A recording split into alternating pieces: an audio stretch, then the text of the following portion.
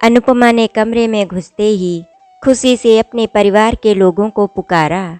माँ भैया देखो, मैं आपसे किसको मिलाने लाई हूँ। अरे कौन है भाई जो इतनी खुश नजर आ रही है मेरी बहना। भाई राजवीर अपनी पत्नी के साथ अपने कमरे से बाहर आते हुए बोला। अब तक माँ भी ड्राइंग रूम में आ चुकी थी। माँ, ये है मेजर कार्तिक सिंह, इनकी पूना में पोस्टिंग है। अनुपमा ने चहकते हुए अपने साथ आए एक लंबे कद के आकर्षक पर्सनालिटी वाले व्यक्ति का सबका परिचय कराया। नमस्ते कहकर मेजर कार्तिक ने सबका अभिवादन किया। चाय नाश्ते के दौरान मेजर कार्तिक ने बताया कि वे हरियाणा के करनाल के रहने वाले हैं और अपने माता पिता के इकलौते बेटे हैं। वे जाट परिवार से हैं और अभी तक कुंवारे हैं। चाय नाश्ता करके मेजर कार्तिक अनुपमा की ओर मुखातिब होते हुए बोले। अच्छा अनुपमा, अब मैं चलता हूँ, कल मिलते हैं। जी अच्छा कहकर अनुपमा मेजर कार्तिक को बाहर तक छोड़ने गई। मेजर कार्तिक ने चलते चलते अनुपमा से बोला, 2-4 दिनों में तुम्हें अपने माता पिता से मिलवाने की कोशिश करता हूँ। कहकर मेजर कार्तिक अपनी कार में बैठ गए। जब अनुपमा अंदर आई तो माँ, भाई और भाभी सभी को अपनी ओर गुस्से से देखते हुए पाया। कौन थी ये जनाब अनुपमा और उनको हमसे मिलवाने का क्या मतलब था? भाभी ने व्यंग्यात्मक स्वर में कहा। माँ, ये सेना में अधिकारी हैं, उम्र में मुझसे 10 साल बड़े हैं, इसीलिए आपसे मिलवाने लाई थी। एक सांस में सारी बात कहकर अनुपमा अपने कमरे में चली गई। ये सुनकर घर के तीनों सदस्यों को जैसे सांप सूंघ गया। सब हैरान से एक दूसरे को देखने लगे। उन लोगों को यकीन ही नहीं हो रहा था कि अनुपमा ऐसा भी कुछ कर सकती है। दिमाग खराब हो गया है इस लड़की का। अब इस उम्र में शादी करेगी और वो भी गैर जाति के लड़के से। हमारी तो बिरादरी में नाक ही कट जाएगी। अनुपमा की माँ अपना सिर पकड़कर बोली। तभी अनुपमा के भैया बोले, बाहर आने दो इस लड़की को, फिर मैं बात करता हूँ इससे। तभी अनुपमा की भाभी की भी आवाज आई। ननद रानी का तो दिमाग ही फिर गया है, लगता है वो पागल हो गई हैं। शादी करेंगी वो भी इतनी बड़ी उम्र के इंसान से। भाभी रिया भला कहाँ चुप रहने वाली थी। भाभी क्या बुरा कर रही हूँ मैं शादी करके? इस संसार में सभी तो शादी करते हैं, आप भी तो शादी करके ही इस घर में आई हैं। फिर उम्र से क्या फर्क पड़ता है, मेरी उम्र भी कौन सी कम है। कमरे से बाहर आते हुए अनुपमा बोली। अनुपमा, अच्छी भली तो चल रही है तेरी जिंदगी, फिर क्यों उसमें आग लगा रही है तू? एक तो पिछड़ी जाति का लड़का और फिर उम्र में भी तुझसे 10 साल बड़ा, ना शक्ल है ना सूरत। तुझे उसमें ऐसा क्या दिख गया जो शादी करने की सोच ली तुमने उससे? तेरे आगे कहीं नहीं लगता वो कुछ भी। माँ ने समझाने की कोशिश की। ठीक है ना माँ, सारी जिंदगी तो आप सबके हिसाब से ही चली हूँ, अब कुछ अपने मन का भी करने दे, जिससे मुझे भी थोड़ी सी खुशियाँ मिल सके। कहकर अनुपमा नहाने चली गई। उस दिन से घर में जैसे तूफान आ गया हो। सुबह सुबह उससे किसी ने बात भी नहीं की। मम्मी, भैया, भाभी सब अनुपमा को इग्नोर कर रहे थे। अनुपमा चुपचाप नाश्ता करके अपने ऑफिस चल दी। तभी मेजर का फोन आ गया। Hello, good morning dear, how are you? नींद आई भी थी या नहीं? मैं ठीक हूँ, अनुपमा ने उत्तर दिया। क्या हुआ, कुछ मूड ठीक नहीं है? Any problem? अनुपमा को बहुत रोना आ रहा था। अनुपमा ने मेजर कार्तिक से कहा, कल आपके जाने के बाद घर में जमकर कोहराम मचा। कोई भी मेरी शादी नहीं करना चाहता। ऐसा मैंने क्या कर दिया? वो रोआ से स्वर में बोली। कोई बात नहीं, तुम उदास ना हो, ये सब हम बाद में हल कर लेंगे। कल मम्मी पापा आ रहे हैं अपनी लाडली बहू से मिलने, तुम तैयार रहना। मेजर कार्तिक ने उत्साह से कहा। ये सुन अनुपमा एकदम चौंक कर अपने आंसू पोंछते हुए बोली, कल मैं कैसे कर पाऊंगी सब? तुम्हें करना ही क्या है अनुपमा? तुम मम्मी पापा के मिलने के नाम से इतनी परेशान क्यों हो रही हो?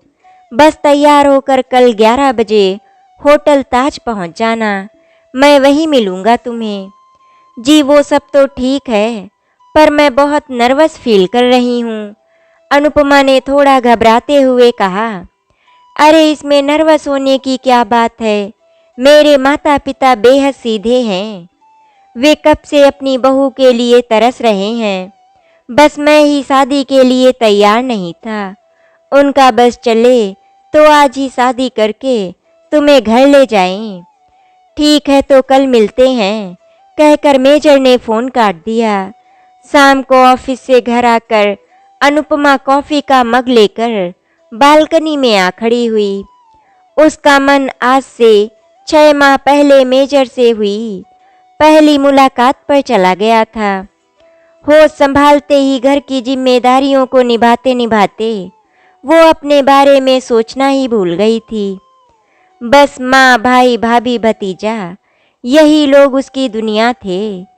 इन लोगों की खुशियों के अलावा अनुपमा ने कभी भी अपनी खुशियों के बारे में सोचा ही नहीं। पर पिछले कुछ दिनों से घर वालों का बर्ताव और कुछ कानों में पड़ी बातों ने उसके मन को बुरी तरह आहत कर दिया था। तभी उसे समझ आया कि घर में सब अपने अपने में मसरूफ हैं। सभी को उसके पैसे से मतलब है, ना कि उससे। वो तड़प उठी थी जब मौसी ने माँ से उसकी शादी के बारे में बात की थी। तब माँ बोली थी, अरे जीजी, अनुपमा का ब्याह हो गया तो हमारी जिंदगी तो नर्क हो जाएगी। राजवीर की तो नौकरी लगती और छूटती रहती है। शादी के बाद ससुराल वाले मायके की मदद तो नहीं करने देंगे ना। माँ की बातें सुनकर अनुपमा के पैरों तले जमीन खिसक गई थी। 1 सप्ताह के गंभीर मंथन के बाद अनुपमा किसी नतीजे पर पहुंचती। तभी उसे एक दिन ऑफिस जाते समय मेट्रो में अपनी बचपन की सहेली निशा मिल गई। अनुपमा की आप बीती सुनकर निशा गुस्से से भरकर बोली, तू अब तक उन सबको ढो रही है।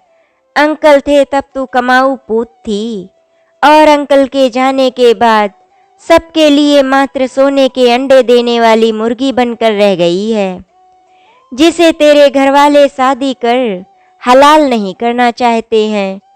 अब मैं तेरी एक नहीं सुनूंगी, बस तू अभी मेरे साथ चल, कहकर वो उसे अपने एक जान पहचान के मैरिज ब्यूरो ले गई और फिर उसका वहां शादी के लिए रजिस्ट्रेशन करवा दिया। मैरिज ब्यूरो से 1 माह बाद ही अनुपमा के पास फ़ोन आ गया और तब उसकी मुलाकात मेजर कार्तिक सिंह से हुई। वे उसी पहली मुलाकात में ही पसंद आ गए थे।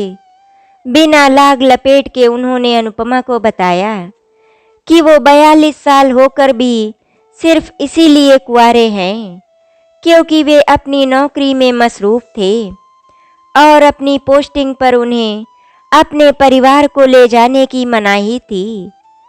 छुट्टी भी बहुत कम मिलती थी। माता पिता की देखभाल के लिए किसी भी लड़की को ब्याह कर ससुराल में छोड़ना उन्हें पसंद नहीं था। अब उनकी पोस्टिंग पूना में है और वे परिवार को अपने साथ रख सकते हैं, इसीलिए अब वो शादी के लिए तैयार हो गए। अनुपमा के बारे में सब सुनकर उन्होंने कहा, अनुपमा जी, जितना मैंने आपको जाना और समझा, आप जैसी जिम्मेदार लड़की से कौन शादी नहीं करना चाहेगा। आपको अपने घर लाकर मैं और मेरे माता पिता खुद को धन्य समझेंगे। आप जैसी लड़की तो बहुत ही किस्मत वालों को मिलती है। इसीलिए मैं अपने आप को बहुत खुशनसीब समझता हूँ कि उन लड़कों में से मैं ही हूँ जो आपका जीवन साथी बनूंगा। अगर आपकी इजाज़त होगी तो। मेजर कार्तिक से मिलकर अनुपमा को तसल्ली हो गई थी कि मेजर कार्तिक बहुत ही अच्छे इंसान हैं।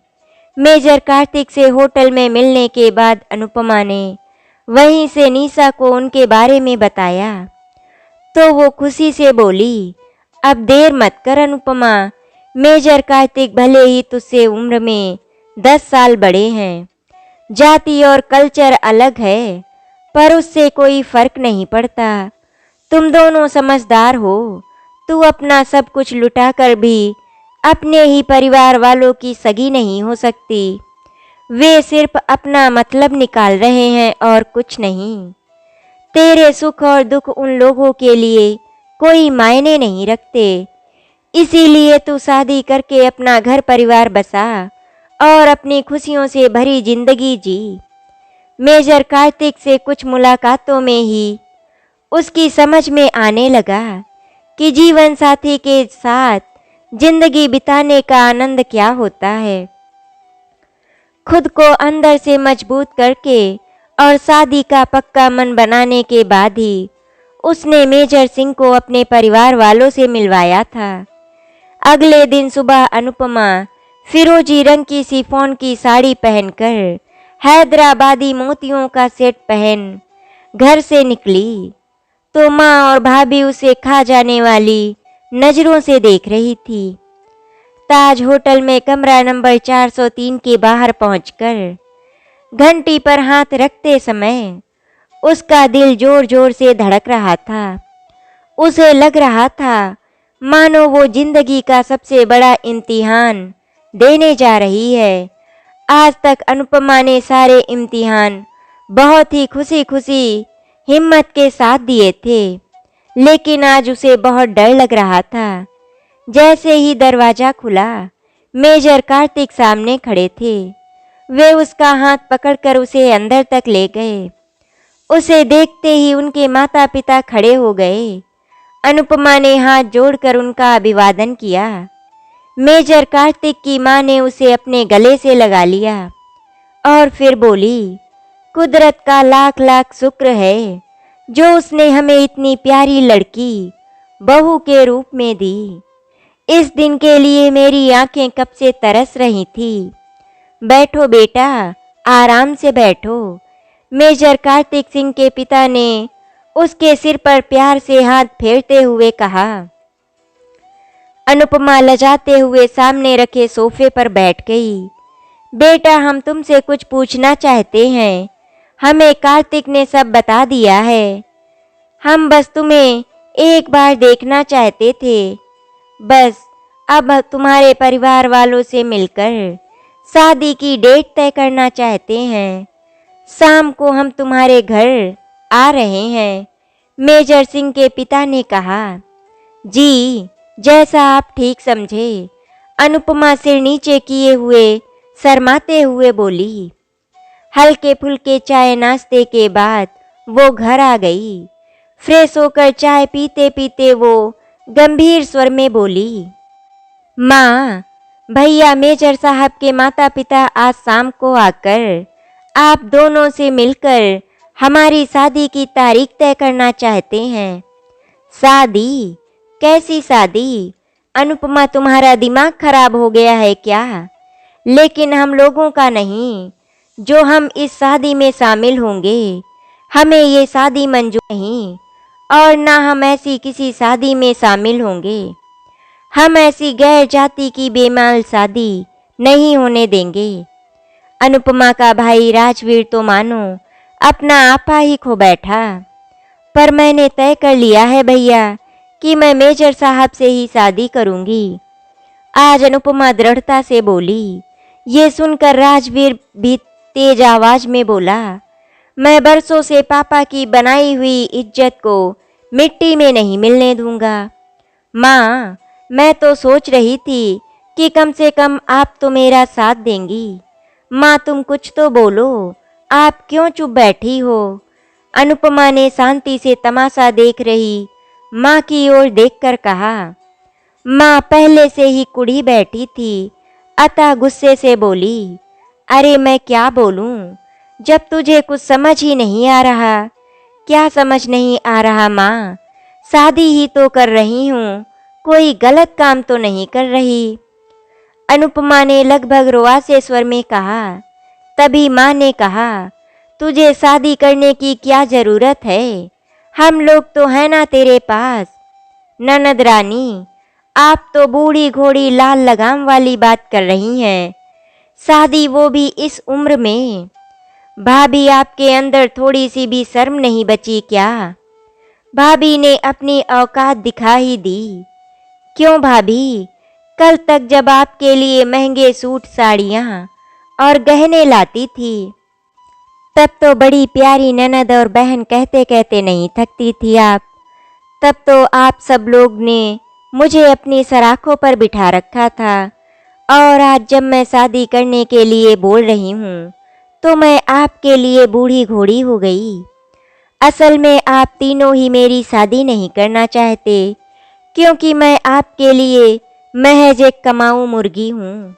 मेरी कमाई से ही तो आप सब अपने शौक पूरे कर रहे हैं। आप सब अपनी दुनिया में मस्त हैं, लेकिन क्या कभी किसी ने मेरे बारे में सोचा है? मैं क्या चाहती हूँ और मेरी खुशियाँ किस चीज़ में हैं? देख बेटा, अब तू अपनी सीमाएं लांघ रही है। उस मेजर ने लगता है तेरा दिमाग खराब कर दिया है। माँ बहुत गुस्से से बोली। नहीं माँ, नहीं, मेरा दिमाग तो अब तक खराब था, आज ही ठिकाने पर आया है।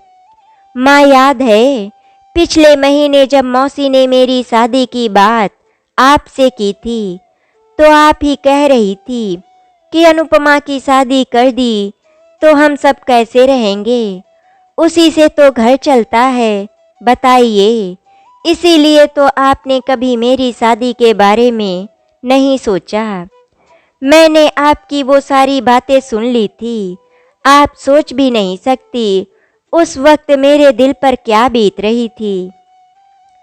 मेरी ही माँ मेरे साथ ऐसा कर सकती है, मैंने तो सपने में भी नहीं सोचा था।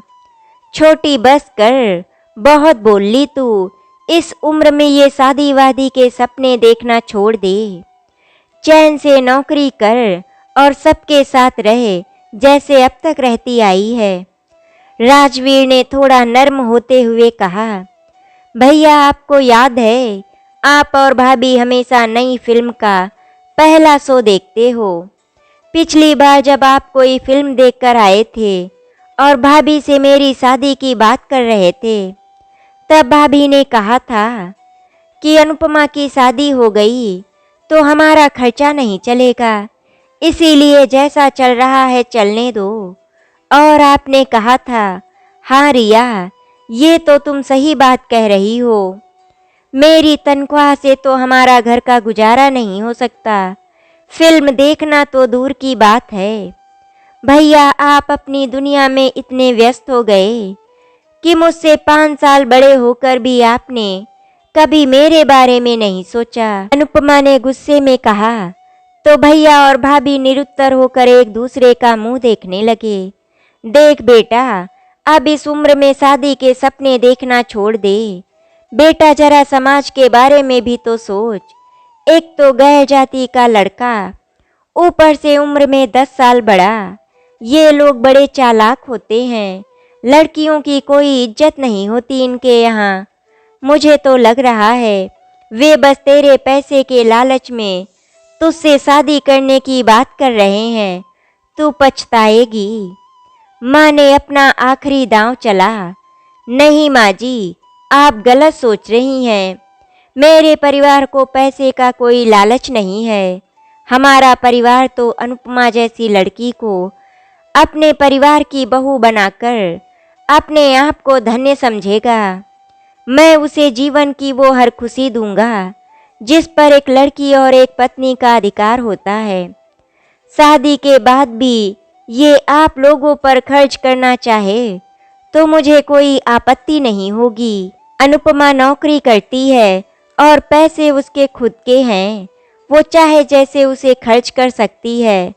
और माँ जी, भगवान की दया से हम लोगों को किसी चीज़ की कमी नहीं, हर चीज़ है हमारे पास।